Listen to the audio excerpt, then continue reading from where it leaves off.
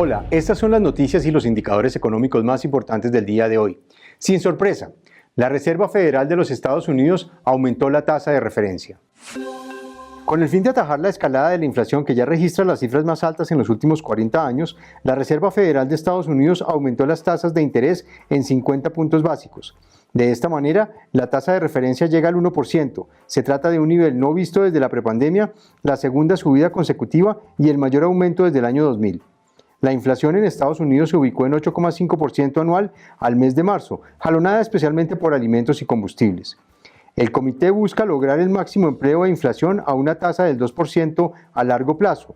Con la reafirmación adecuada de la postura de la política monetaria, el comité espera que la inflación regrese a su objetivo del 2% y que el mercado laboral se mantenga fuerte, dice el reporte de la Fed. Esta decisión está alineada con las expectativas de los mercados y se espera que para el final del año la tasa de referencia llegue a 2,5%. Algunos de los críticos de la posición de la Fed advierten que su acción acelerada puede impulsar una recesión en Estados Unidos el próximo año. Por lo pronto, el aumento de tasas en ese país es uno de los ingredientes que está impulsando el precio del dólar, que se ha convertido en uno de los activos refugio en el mundo. ¿Cuánto se desvalorizaron los ahorros en los fondos de pensiones en el primer trimestre de este año?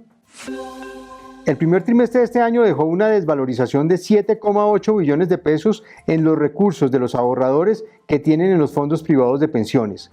Factores como el conflicto entre Rusia y Ucrania, el alza global en la inflación y en las tasas de interés e internamente la incertidumbre política frente a la próxima elección presidencial impulsaron estos resultados. Sin embargo, según Asofondos, estos eventos de coyuntura no afectan sus rentabilidades de largo plazo, que son las que importan por la naturaleza de un ahorro que se construye durante toda la vida laboral. De hecho, destaca el gremio que al analizar los 12 meses se observó una rentabilidad positiva de 24,95 billones de pesos y de 72,5 billones de pesos para los últimos 2 años. Desde 2011, cuando arrancaron los multifondos, las ganancias para los trabajadores han sido de 174,14 billones de pesos. Al cierre de marzo, el ahorro total propiedad de los trabajadores llegó a 352 billones de pesos, de los cuales cerca del 67% corresponde a rendimientos. Las apuestas de la energía en Colombia. El presidente Iván Duque anunció la entrada en operación de 10 proyectos térmicos en el país, como Termovalle con capacidad de generar 90 megavatios y Termoyopal con 150 megavatios, al igual que Tesorito con 200 megavatios y Termocandelaria, que pasará de 319 a 500 megavatios. Se espera además que la primera fase de Hidroituango, con 600 megavatios, también entre en operación antes de septiembre de este año, dijo el mandatario, que dio apertura al 14º Congreso Anual de Energía de la Asociación Colombiana de Generadores de Energía Eléctrica, ACOLGEN.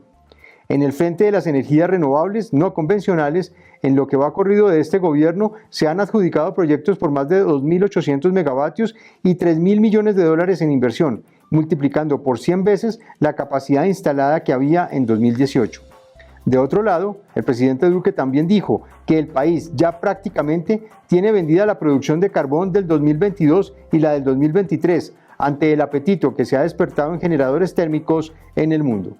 En los indicadores económicos del día, el dólar se cotizó en promedio a 4.057 pesos con 18 centavos. El precio del petróleo hacia las 2 de la tarde se ubicaba en su referencia Brent a 109 dólares con 96 centavos por barril. Entre tanto, la WTI llegaba a 107 dólares con 68 centavos. En la Bolsa de Valores de Colombia, las acciones que sobresalieron en la jornada de hoy fueron las de Mineros y las de Celsia, que se valorizaron 3,40% y 2,52% respectivamente. Mientras tanto, las acciones que cayeron en la jornada fueron las preferenciales de Corfi Colombiana y las del BBVA Colombia, que retrocedieron menos 2,90% y menos 2,56% respectivamente. En otras noticias, las billonarias pérdidas de Uber.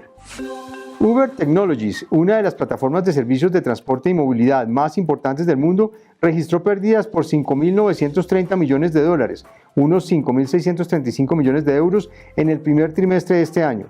La plataforma explicó que sus números rojos incluyen un impacto negativo de 5.600 millones de dólares relacionado con las inversiones de capital de Uber, principalmente consecuencia de las pérdidas acumuladas no realizadas en sus participaciones en Grab, Aurora y Didi. Estas fueron las noticias y los indicadores económicos más importantes del día de hoy. Nos encontramos de nuevo mañana.